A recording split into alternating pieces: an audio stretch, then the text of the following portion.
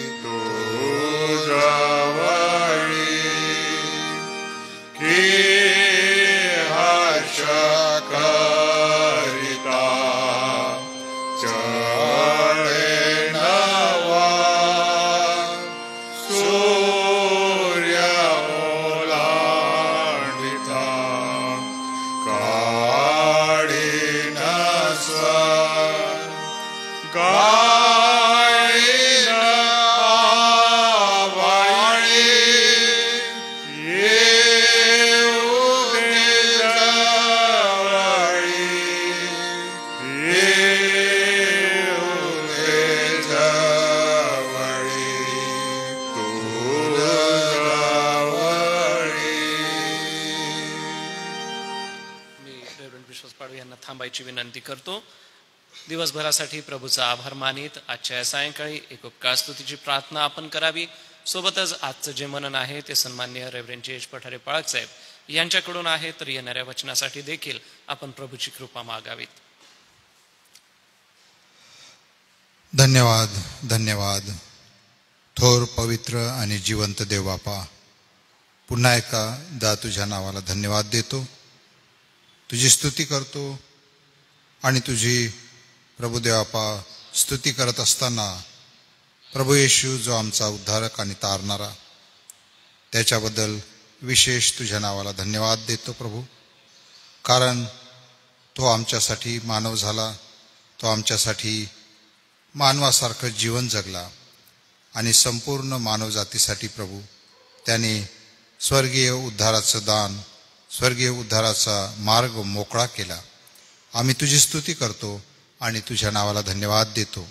आम्ही या जगामध्ये एकटे आणि परके, टाकलेले आणि निराश्रित असे नाहीत प्रभुदेवापा, तर स्वर्गीय जिवंत देव आमच्या सोबत आहे. त्याने दिलेलं तारण आमचं वस्त्र आहे परमेश्वरा, आणि म्हणून आम्ही जगासमोर प्रकाशाच्या प्रजेसारखे चमकावे यासाठी प्रतिदिवशी तू आम्हाला सांभाळतोस, चालवतोस. तुझी कृपा, तुझं सामर्थ्य तू आम्हाला देतोस प्रभू. म्हणून आम्ही तुझे आभार मानतो, तुझी स्तुती करतो. आजचा दिवस पुन्हा एकदा प्रभू तुझ्या कृपेने पार पडलेला आहे. तुझी दया आणि तुझी कृपा, तुझं संरक्षण, तुझा पुरवठा प्रभू आम्हाला मिळाला आणि सुरक्षित रीतीने प्रभू, व्यवस्थित रीतीने आमची ही दिनचर्या पार पडलेली आहे. आम्ही तुझ्या नावाला धन्यवाद देतो आणि तुझी स्तुती करतो. पुन्हा एक वार ह्या सायंकाळी एक लहानशी भक्ती आणि आराधना, एक लहानशी संगती प्रभू आम्ही तुझ्या वचनातून घेत असताना पुन्हा एकदा आमचं लक्ष आम्ही तुझ्याकडे लावतो प्रभू, यासाठी की प्रभू तुझ्या वचनामध्ये जे काही आहे तेच आमचं जीवन आहे. तुझ्या वचनामध्ये प्रभू जे काही आहे तेच आमचं सामर्थ्य आणि तीच आमची शक्ती आहे. एवढंच नव्हे तर प्रभू आमचं भविष्य देखील तुझं वचनच आहे. आणि म्हणून प्रभू ते वचन ऐकण्यासाठी आमचं मन तू मोकळं कर, कान उघडे कर प्रभुदेवापा. आणि प्रभुदेव जे काही बोलेल ते आम्ही ऐकून घेऊ, कारण प्रभुदेव आमच्या हिताचं आणि आमच्या कल्याणाचं बोलेल असा विश्वासाने आम्ही तुझ्या जवळ येतो. जे तुझे दास रेव्हरंड पठारे बोलणार आहेत प्रभू, त्यांच्या जिभेवठीला स्पर्श कर. त्यांना तू सामर्थ्य दे, आत्म्याचं दुप्पट वाटा दे आणि त्यांच्यापासून येणारं वचन आम्हा सर्वांसाठी पुन्हा एकदा नवीन उत्साह निर्माण करणारं आणि आम्ही त्या वचनात आमचं आत्मपरीक्षण करावं असंच देखील तू दयाने आणि कृपेने होऊ दे. येशूच्या नावाने ही प्रार्थना केली म्हणून तो ऐक. आमेन. धन्यवाद पाळक साहेब. मी सन्मान्य रेव्हरंड जयेश पठारे पाळक साहेबांचं आपल्या सगळ्यांच्या वतीने स्वागत करतो आणि पुढील वेळ वचनाच्या सेवेसाठी मी त्यांना आमंत्रित करतो. आज सायंकाळच्या मन्नामध्ये ऑनलाईन जोडलेले आणि आपण सर्व चर्चमध्ये जमलेले आपण सर्वांना प्रभू येशूच्या नावामध्ये सलाम. एक वचन आपण वाचणार आहोत. यशायाचा ग्रंथ याचा 50वा अध्याय आणि वचन 4. यशा 50 आणि 4. शिनलेल्यास बोलून धीर कसा द्यावा ते समजावे म्हणून प्रभू परमेश्वराने मला सुशिक्षितांची जीवा दिली आहे. तो दररोज सकाळी मला जागे करतो. शिष्यांप्रमाणे ऐकावे म्हणून माझे कान उघडितो. आता ह्या पूर्ण अध्यायाचं जर आपण वाचलं 4 ते 11 पर्यंत, तर देवाच्या सेवकांचं आज्ञापालन या संबंधाने यशाने ही वचनं लिहिलेली आहेत. आणि प्रभूच्या दासांचं, सेवकांचं जे सेवा कार्य आहे त्याच्यामध्ये फार महत्त्वाची बाब ती आज्ञापालनाची आहे. आज्ञापालन याचा अर्थ देव आम्हाला जे काही करायला सांगत आहे ते आम्ही करावं. थकले, भागलेले, शिनलेले असं म्हटलं की प्रभू येशू ख्रिस्ताकडे येत होते आणि म्हणून त्याने म्हटलं, अहो कष्ट आणि भाराक्रांजन हो, तुम्ही सर्व मजकडे या, मी तुम्हाला विसावं देईल. आणि त्या काळामध्ये लोक त्या अंधकारातून प्रकाशाकडे येण्यासाठी उत्कंठित होते आणि प्रभूने अनेकांना आपल्या बोलण्याने धीर दिला, उत्तेजन दिलं. प्रभूकडे जे आले त्यांना त्याने घालवून दिलं नाही. प्रभूच्या दासांचं, सेवकांचं या जगामध्ये आज्ञापालन हे आहे की जे शिनलेले आहेत त्यांना बोलून आम्ही धीर कसा द्यावा. याचा अर्थ प्रभूच्या सेवकांच्या जिभेमध्ये असं म्हटलेलं की ते सामर्थ्य देवाने दिलेलं आहे, ते बळ दिलेलं आहे की आमच्या बोलण्याने एखाद्याला अगदी शिनलेल्याला आपल्याला धीर देता येतो, बोलून शब्दाने. आणि असं म्हटलेलं की हे समजावं, आम्ही कसं उत्तेजन द्यावं, कसं त्यांना बोलून धीर द्यावा. यासाठी परमेश्वराने मला सुशिक्षितांची जिव्हा दिलेली आहे. याचा अर्थ ज्ञानांसारखी. आपण म्हणतो कधी कधी देवाचे दास, आता सर्व वयोवृद्ध नाही परंतु जे तरुण असतील, कधी लेकरं देखील असतात आणि ते देखील कधी कधी असं बोलतात की ज्ञानांना देखील लाजवतील. याचा अर्थ परमेश्वर त्याच्या दासांसाठी ह्या गोष्टींचा पुरवठा करतो. तो दररोज सकाळी मला जागे करतो. मागच्या मंगळवारी आपण पहाटे किंवा सकाळी केलेल्या प्रार्थना किती सामर्थ्यशाली असतात. आणि काही उदाहरणं म्हणजे मागे आपले झालेले आपल्या मंडळीमधून त्या संबंधाने थोडं आपण ऐकलं. परमेश्वर असं म्हटलेलं की दररोज सकाळी आपल्याला जाग करतो. याचा अर्थ त्याची इच्छा ही आहे की त्याच्या दासांनी जागृत राहावं. प्रभू येशू ख्रिस्ताने देखील त्याच्या शेवटल्या घटकेला त्या शिष्यांना त्या गेतसेमाने बागेमध्ये त्याने सांगितलं, इशारा दिला, जागृत राहा, प्रार्थना करा. पण ते मनुष्य देह अशक्त आहे आणि प्रभूने देखील म्हटलेलं की आत्मा उत्सुक आहे पण देह अशक्त आहे. परंतु आम्हाला परमेश्वर त्याच्या सेवा कार्यामध्ये आम्हाला दिलेली जबाबदारी आहे, जी सेवा आहे, आम्हाला इतरांच्या असं म्हटलं की धीरासाठी, उत्तेजनासाठी, इतरांना मार्गदर्शन करण्यासाठी प्रभू आम्हाला ती ज्ञानाची जिव्हा देतो. एवढंच नव्हे तर प्रभूची इच्छा आहे की त्याने त्याच्या दासांनी प्रार्थनेमध्ये जागृत राहावं. आणि म्हणून असं म्हटलं की दाविदाने म्हटलं, मी पहाटेला जागे करतो. या ठिकाणी येशा म्हणतो तो रोज रोज सकाळी मला जागे करतो. असं म्हटलेलं आहे की आपण जर मनामध्ये निश्चय केला की मला ह्या वेळेस उठायचंय आणि आपण प्रार्थना करून झोपलं, नेमकं त्या क्षणाला आपल्याला जाग येते. कधी कधी आपण ह्या गोष्टीचा निश्चय करत नाही, अलारामवर किंवा इतर गोष्टीवर आपण भिस्त ठेवतो, तो कधी वाजून जातो कळत पण नाही आणि आपल्याला गाढ निद्रा लागते. परंतु जर आपण एक आपल्या जीवनाला सवय लावायसाठी प्रभूला म्हटलं, प्रभूला आळवलं, तर प्रभू रोज सकाळी आपल्याला जाग करतो. याचा अर्थ तो आपल्याला उठवतो की उठ आता. आणि आम्हाला प्रभू समोर यासाठी रोज सकाळी जाण्याची गरज आहे की आपल्याला या दैनंदिन जीवनामध्ये आपल्या शक्तीने, आपल्या बुद्धीने, आपल्या इच्छेने काही करायचं नाही. आपल्याला आपल्या दैहिक बुद्धीने, विचाराने जर आपण करायला गेलो, वागलो, तर आपण त्याच्यामध्ये अपयशी ठरू. परंतु आपल्याला प्रभूचे विचार समजून घेणं, प्रभू आपल्याला त्या विचारांचा पुरवठा करतो. प्रभू आम्हाला लागणारी कृपा पुरवतो.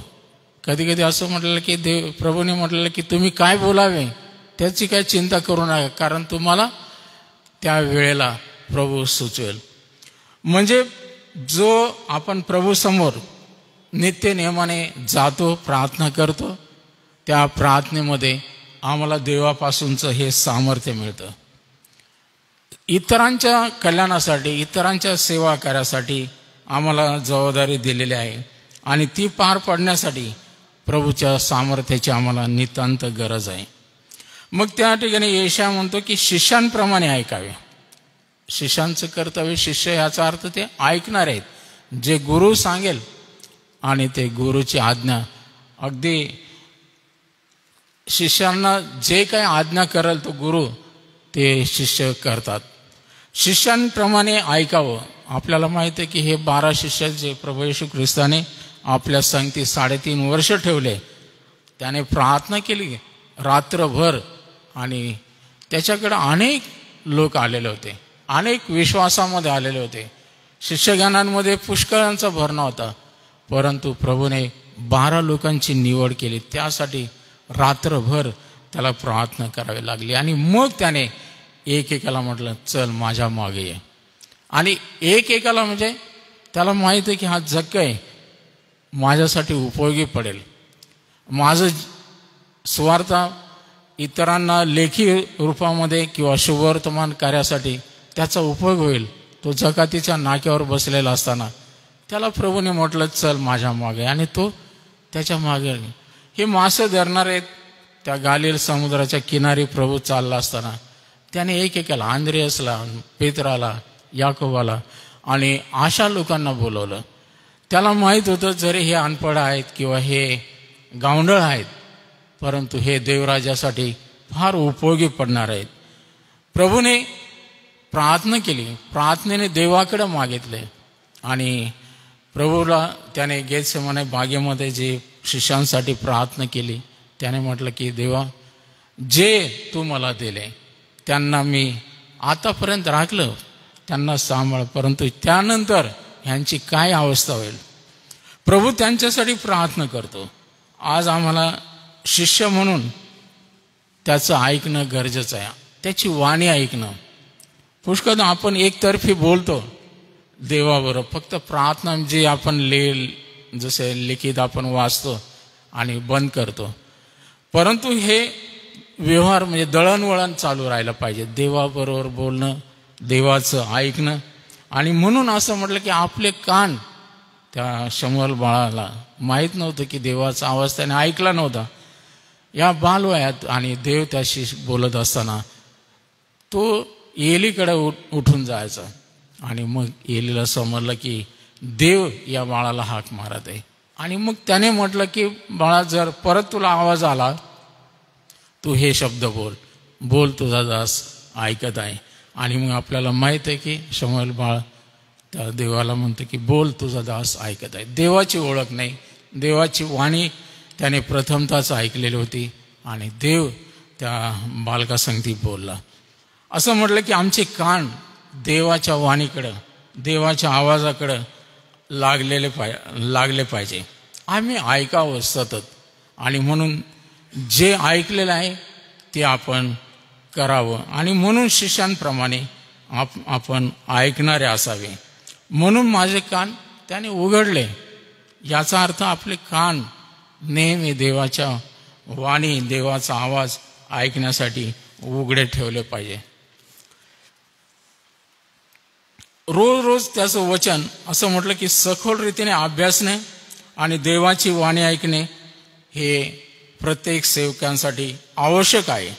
याशिवाय मला देवाबरोबर आशीर्वादाच्या सहभागितेमध्ये जर चालायचं आहे तर आम्हाला या गोष्टी करणं गरजेचं आहे. सहभागिता याचा अर्थ देवाबरोबर आपल्याला चालायचं आहे, आपल्याला योग्य सहभागिता ठेवायची आहे. तर या दोन्ही गोष्टी बरोबर असल्या पाहिजे. देवाचं वचन, प्रार्थना. आणि प्रार्थनेनेच आपल्याला त्याच्याबरोबर चालणं शक्य होतं. प्रभू येशू ख्रिस्ताला आपण आपल्या डोळ्यासमोर एक कित्ता म्हणून ठेवलं पाहिजे. आणि मी स्वतःला त्यासाठी वाहून घेतलं पाहिजे की प्रभू, तूच एक माझा आदर्श आहे. आता इतकं आपण खोल जाऊ शकणार नाही, कारण महान प्रभूचे दास होऊन गेले, त्यांना जीवनामध्ये इतकं शक्य झालं नाही. तर आपण तर किरकोळ आहोत. तरी पण प्रभूचा कित्ता गिरवणं हे आवश्यक आहे. आमचा प्रभू येशू ख्रिस्त नित्याने त्याचा नित्यक्रम होता प्रार्थनेचा. आणि म्हणून प्रभू येशू ख्रिस्ताच्या जीवनामध्ये जर विचार केला आपण, त्याने अनेक वेळा प्रार्थना केला. आणि त्या अनुकरणीय अशा प्रार्थना आहेत. असं म्हटलं की त्या आमच्या जीवनामध्ये आपल्याला कित्ता गिरवण्यासाठी फार आवश्यक आहेत. आणि म्हणून प्रभू येशू ख्रिस्त हा सर्वश्रेष्ठ आपला शिक्षक आहे, तो आपला गुरु आहे. त्याला आपण आदर्श मानून त्याचं ऐकणं गरजेचं आहे. लुकाच्या शुभवर्तमानामध्ये 3रा अध्याय, 4था अध्याय, लूक 6वा अध्याय, लुकामध्ये 9व्या अध्यायात 11, 22 हे सगळे अध्याय जर आपण वाचले, त्यामध्ये प्रभू येशू ख्रिस्ताने अनेक वेळा प्रार्थना केली. त्याने सेवेसाठी देवापासूनचं सामर्थ्य मिळावं म्हणून प्रार्थना केली. त्याने आपल्याला प्रसिद्धीपासून दूर राहावं, त्याच्यापासून सुटका मिळावी म्हणून त्याने प्रार्थना केली. त्याच्यावर हल्ला होण्याचा धोका निर्माण झाला होता, त्याने रात्रभर प्रार्थना केली. त्याच्या शिष्यांनी त्याला मसीहा म्हणून ओळखावं, या शिष्यांचे डोळे उघडावेत म्हणून प्रभूने त्यांच्यासाठी देखील प्रार्थना केली. प्रभू येशू ख्रिस्ताला माहीत होतं की मी या जगात ज्या उद्देशाने आलेलो आहे, माझं सेवा कार्य जे आहे तो उद्देश सिद्धीत जावा, त्याच्या संबंधाने असलेले सगळे शास्त्राला पूर्ण व्हावेत म्हणून प्रभू येशू ख्रिस्ताने प्रार्थना केलेल्या आहेत. आज आपल्याला अत्यंत विवळून प्रभू 22व्या अध्यायामध्ये, लूक 22व्या अध्यायामध्ये जर विचार ती वचन वाचले, अत्यंत विवळत असताना देखील देवाची इच्छा पूर्ण होण्यासाठी त्याने प्रार्थना केली. हा आपल्या डोळ्यासमोर आपला प्रभू जर त्या प्रभूला आपण आदर्श ठेवलं तर आम्हाला देखील अनुकरणे अशा त्या प्रार्थना मग आपल्याला गरजेनुसार करता येतील. डॉक्टर शिलेंडर साहेब सांगायचे प्रार्थनेचे 2 प्रकार आहेत, तर त्यांनी वेगळा सांगितलं. कधी कधी आपण प्रार्थना करतो, आपल्याला प्रार्थनेचे उत्तर मिळावे म्हणून करतो. एक अशी प्रार्थना आहे की आत्ता प्रार्थना मी 1 मिनिटाची केल्याबरोबर मला उत्तर मिळतं, त्याला कॉल बेल म्हटलेलं आहे. ते म्हणायचे कॉल बेल, टेबलवरती बेल वाजवली की जसं ते नोकर धावत येतात आणि तसं देवाकडे आपली बेल वाजल्याबरोबर आपल्याला झटपट उत्तर मिळतं.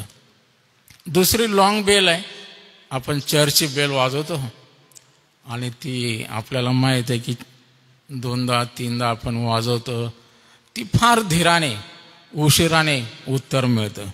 म्हणून प्रार्थनेमध्ये कधी कधी असं म्हटलं की धीर धरण्याची देखील गरज आहे. विलंब देव करतो कधी कधी प्रार्थनेची उत्तर द्यायला, झटपट कधी कधी उत्तर देत नाही. मग आपल्याला वाटतं की आपल्या प्रार्थना देव ऐकत नाही, परंतु देव आपल्या प्रार्थनेचं उत्तर कधी कधी त्याने दिलेलं असतं, ते आपल्यापर्यंत यायला उशीर लागतं. मग दानिएलाचं उदाहरण आपल्या डोळ्यासमोर आहे की त्याने प्रार्थना केली आणि या अंतरिक्षाचा अधिपती त्याचे दूत ते अडवण्यासाठी मिखाएलला यावं लागलं आणि मग 21 दिवसानंतर त्या प्रार्थनेचं उत्तर मिळालं. कधी आपल्या जीवनामध्ये आपण प्रभूकडून अपेक्षा केली पाहिजे, पण आपल्या व्यर्थ जात नाहीत. आता सकाळी प्रार्थनेमध्ये गीतरत्न 2:14 हे वचन आहे की मला तुझे मुख पाहू दे, मला तुझा शब्द ऐकू दे, कारण तुझा कंठ मधुर आहे, तुझे मुख रम्य आहे. आता हे गीतरत्न सलमान राजाने लिहिलेलं आहे, एक प्रियकर आणि प्रेयसी. हे प्रियकर आणि प्रेयसी म्हणजे ख्रिस्त आणि मंडळीचं नातं आहे. हे गीतरत्नाचं जे पुस्तक आहे ते आपण ख्रिस्ताची वधू आहोत आणि असं म्हटलं की तो आमचा वर आहे, प्रियकर आहे. त्याची इच्छा आहे त्याच्या वधूला, त्याच्या वधूसाठी, त्या प्रेयसीसाठी त्याला तिचं मुख पाहण्याची फार उत्कंठा लागलेली असते. आणि तो म्हणतो की मला तुझे मुख पाहू दे, मला तुझा शब्द ऐकू दे. सकाळी उठल्याबरोबर देव आपल्याकडून कदाचित ही अपेक्षा करेल की आपल्याला पाहण्यासाठी, भेटण्यासाठी देव उत्कंठित आहे. किती म्हणजे ही आनंदाची बाब आहे. आपल्याला तर एवढं उत्कंठा लागलेली नसती. मला तुझा शब्द ऐकू दे म्हणजे तो पण उत्कंठित आहे की माझा सेवक, माझे दास, हे माझे लेकरं, माझे विश्वासणारे, हे लोक, त्यांचा शब्द, आता ते बोबडे असतील, त्यांचा शब्द वेगळ्या प्रकारचा असेल तरी पण तो म्हणतो मला तुझा शब्द ऐकू दे, कारण तुझा कंठ मधुर आहे. कधी कधी सुरावर गीत गातात, अनेकदा भजन कीर्तन गाणे गाऊन मनातल्या मनात, मग आपला आवाज किती भेसूर असेल तरी प्रभूला आवडतो, कारण ते त्या शब्दाने देवाशी बोलत राहतात. आणि प्रभू म्हणतो तुझे मुख रम्य आहे. जितकं आपण प्रभूच्या सानिध्यामध्ये जाऊ, जितकं आपण त्याचे समरस होऊ, जसा मोशे प्रभू देवाच्या अगदी निकट संगतीमध्ये 40 दिवस राहिला, त्या देवाचं तेज त्याच्या मुखावर आलं. आपल्या जीवनामध्ये असं म्हटलं की हे रम्यता, हे सौंदर्य जरी नाही, परंतु आत्मिक दृष्टीने देवाच्या समक्षतेमध्ये राहणाऱ्यांना असं म्हटलं की देव त्याच्यासारखं रमणीय बनवतो. आणि म्हणून हे सुमधुर असं एक अर्थभरित चित्र आहे मंडळी आणि ख्रिस्ताचं, विश्वासणाऱ्याचं आणि देवाचं नातं. म्हणून देवाची वाणी माझ्याशी बोलत असताना मला ऐकू येते, त्याचप्रमाणे मी प्रार्थनेद्वारे माझे बोलणे देवाला ऐकू दिले पाहिजे. ही देवाणघेवाण आहे आणि देवाची ही वाणी माझ्यासाठी आहे आणि मीही त्याला म्हणावे. स्तोत्रकर्ता दावीद म्हणतो त्याप्रमाणे स्तोत्र 5:3 मध्ये, हे देवा, प्रातःकाळी तू माझी वाणी ऐकतोस, सकाळी मी प्रार्थना व्यवस्थित रचून तुला सादर करेन. हो, देवाच्या समोर जायचं आहे तर उठून काही पण बडबडायचं नाही. व्यर्थ बडबड देवाला आवडत नाही. आणि म्हणून प्रातःकाळी आपली वाणी, आपले शब्द देवाला आवडणारे असे बनावेत. म्हणून असं म्हटलं की जुळून सुव्यवस्थित मला काय काय गोष्टी देवासमोर मांडायच्या, देवाची कशाबद्दल प्रशंसा करायची आहे, देवाची मला कशासाठी स्तुती करायची आहे, ह्या सर्व गोष्टी जुळून व्यवस्थित रचून आपण देवाला सादर केला तर आपल्याला त्याच्यापासून फार मोठे आशीर्वाद मिळणार आहेत. आणि म्हणून आपण प्रत्येक विश्वासणाऱ्याने काय आपण रोज उठायचं, काय प्रार्थना करायची, पण ते विचार जर केले की मला आज सकाळी ह्या गोष्टी केल्या पाहिजे, ही स्तुती केली पाहिजे, हे विचार देवासमोर मांडले पाहिजे, ते देवाला आवडतील. म्हणून प्रत्येक दिवसाच्या आरंभी प्रार्थनेचा देवाबरोबर मला एकांतवास मिळाला पाहिजे. आणि तोच अतिशय मोलाचा क्षण आहे. त्याच्यामध्ये स्तुती आहे, आराधना आहे, प्रार्थना आहे, मध्यस्थी आहे. देवाच्या पवित्र समक्षतेमध्ये आपण आपल्याला प्रवेश करण्याचं धैर्य मिळालं त्याबद्दल आपण देवाला धन्यवाद देऊ. म्हणून आपण हा कित्ता जर गिरवला तर प्रभू त्यापासून आपल्याला फार मोठा आशीर्वाद देईल. आणि प्रभूच्या दासांनी या गोष्टी आज्ञापालनासारख्या जर केल्या, स्वीकारल्या, तर देव त्यांच्या जीवनात मोठं सामर्थ्य देईल. त्यांची वाणी प्रभू ज्ञानाची वाणी करेल आणि त्यांच्या बोलण्याने अनेकांना धीर मिळेल, अनेकांना उत्तेजन मिळेल. परंतु त्या सगळ्यापेक्षा त्या देवाला आनंद वाटेल, देवाला प्रसन्न आपण करणार आहोत. आणि मग आपलं मुख असं म्हटलं की रमणीय देव बनवेल. देवबाप करो हा सायंकाळी या वचनाच्या द्वारे तुम्हाला आणि मला आशीर्वाद देऊ.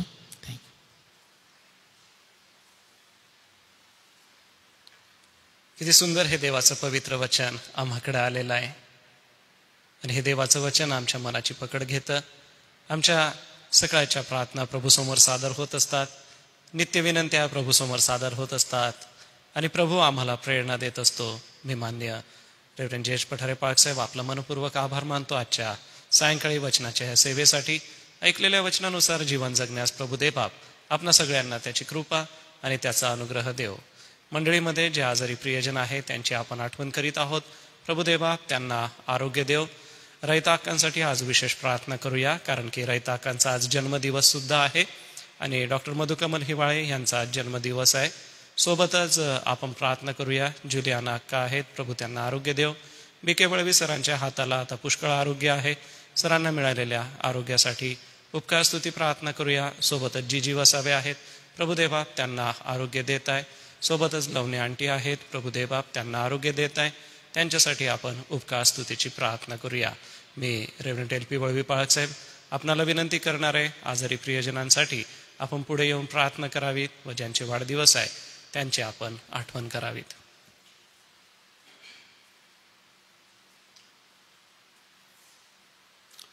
प्रार्थना करू आपण. सर्व शक्तिमान, सर्व समर्थ, प्रेमळ पित्या, तू किती चांगला आहे. तुझी प्रीती सदैव तू आमच्यावर प्रगट करतो, कारण तू आमचा स्वर्गीय पिता आहे. आज पुन्हा सायंकाळी थोडा समय तुझ्या सानिध्यामध्ये असताना तुझ्या वचनाच्याद्वारे तुझ्या दासाकरवी पुन्हा आणि पुन्हा आम्हाला स्मरण करतो की आज्ञापालनाचं जीवन किती चांगलं आहे. आणि आज्ञापालनाची योगे ज्यावेळेस आम्ही स्वतःला समर्पित करतो त्यावेळेस तू आम्हाला घडवतो, आम्हाला सुज्ञ बनवतो, समंजस बनवतो.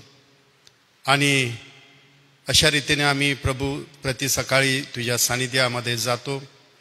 जेव्हा प्रभू आम्हाला एकांतामध्ये घेऊन बसतो, गीतकार म्हणतो, प्रभू माझा मला जेव्हा घेऊन बसे एकांती. ज्यावेळेस आमचा प्रभू आम्हाला एकांतामध्ये घेऊन बसतो तेव्हा आमच्या स्वतःच्या जीवनाविषयी, तुझ्या लोकाविषयी तुझे स्वर्गीय इच्छा विचार तू आम्हाला कळवतोस आणि म्हणून आम्ही धन्यवाद देतो. आज आमच्यासमोर धीर सुटलेले लोक, आशाहीन आणि निराशामध्ये अनेक लोक आहेत आणि अशा लोकांना प्रभू धीर देऊन तुझ्या मार्गावर त्यांना आणण्यासाठी जे वचन तुझ्या दासाकरवी तू आमच्यापर्यंत पोहोचवलं, की यासाठी की जोपर्यंत आम्ही तुझ्या सानिधी बसत नाही तोपर्यंत तुझी योजना, तुझे विचार, तुझा संकल्प प्रभू आम्हाला खोलवर समजत नाही. परंतु प्रतिदिवशी आज्ञा पाळण्याचे योग्य तुझ्यावर प्रेम करून आम्ही तुझ्या वचनाप्रमाणे सदैव करावं, ही कृपा तू मला आम्हा सर्व विश्वासणाऱ्यांना पुरीव.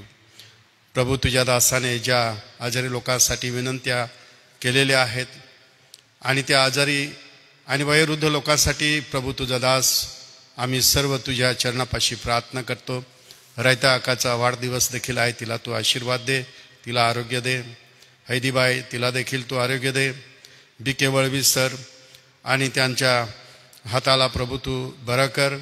आणि जे आमच्या मंडळीमध्ये वयोवृद्ध लोक आहे, DM पाटील आहे आणि अशा आमच्या ज्या बहिणी आहेत, ज्या आजारी आहेत, जे वयोवृद्ध आहेत, त्यांना प्रभू या दिवसामध्ये खरोखर प्रभू तुझं एक सहाय्य हवं आहे आणि केवळ तूच देऊ शकतो. आणि यासाठी आमच्या प्रार्थना आहे. स्वर्गीय बापा, तो आपला पवित्र हात लांब कर आणि पवित्र आत्मेच्या द्वारे सामर्थ्याने त्यांच्या गरजेप्रमाणे त्यांना प्रभू तू स्पर्श कर. आरोग्यातून आरोग्य दे आणि सर्व निराशेमधून त्यांना तू मुक्त कर. आज दिलेल्या सुंदर समयाबद्दल, तुझ्या वचनाबद्दल पुन्हा एकदा धन्यवाद देतो. ही विनंती प्रभू येशूच्या नावात मागतो, म्हणून तू ऐक.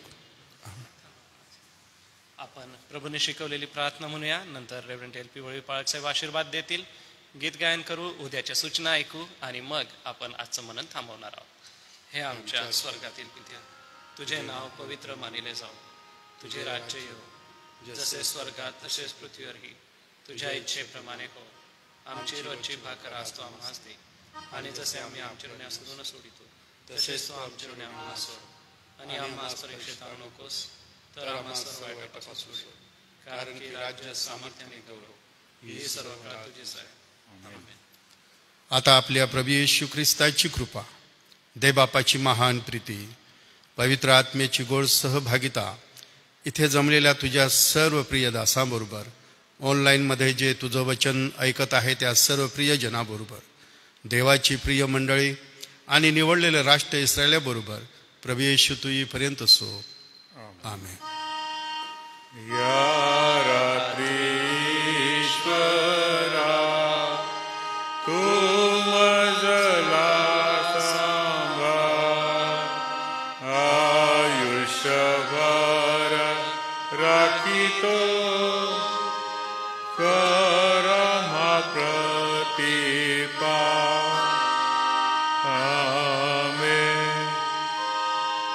उद्यासाठी सूचना आहे. उद्या बुधवार, उद्या सकाळी 9 वाजता आपण बायबल स्टडीसाठी चर्चमध्ये जमणार आहोत. इब्रिकरास पत्र ह्याचं अध्ययन उद्या आहे. सन्माननीय डॉक्टर रेव्हरंड जी जयकर पाळक साहेब हे अध्ययन घेतील सकाळी 9 ते 10 या वेळामध्ये आपण चर्चमध्ये असूया. फेसबुक लाईव्ह सुद्धा असेल आणि सायंकाळी 6 वाजता आपली नियोजित सायंकाळची सभा होईल व सायंकाळी रेव्हरंड LP वळवी पाळक साहेब वचनाची सेवा करतील. सर्वांना सलाम.